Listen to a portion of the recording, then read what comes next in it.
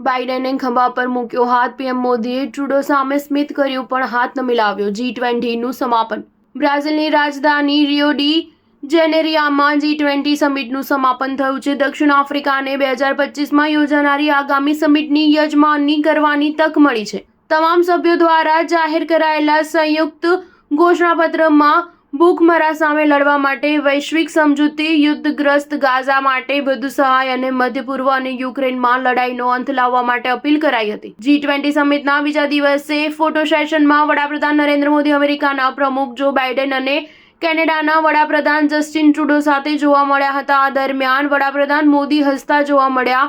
Trudeau હસતા હતા અને બાઇડન બંને સાથે વાત કરી રહ્યા હતા. જો બાઇડન વડાપ્રધાન મોદીના ખભા પર હાથ મૂકે છે, જ્યારે વડાપ્રધાન મોદી કેનેડાના પીએમ જસ્ટિન ટ્રુડો સામે હસતા હતા, પરંતુ હાથ ન મિલાવ્યો.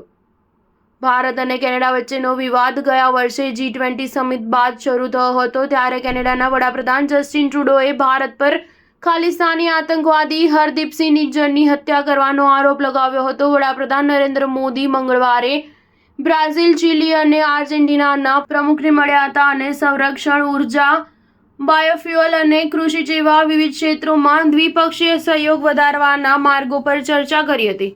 નાઇજીરિયાની 2 દિવસની મુલાકાત બાદ રવિવારે બ્રાઝિલના રિયો ડી જેનેરિયોમાં પહોંચેલા વડાપ્રધાન મોદી અહીં G20 સમિટ દરમિયાન રાષ્ટ્રપતિ લુઇઝ ઇનાસિયો લુલા ડા સિલ્વાને મળ્યા હતા અને G20 અધ્યક્ષતા દરમિયાન કરવામાં આવેલા વિવિધ પ્રયાસો માટે બ્રાઝિલનો આભાર માન્યો અને પ્રશંસા કરી હતી. સ્ટાર ન્યૂઝ 7 હંમેશા સચ્ચાઈની સાથે.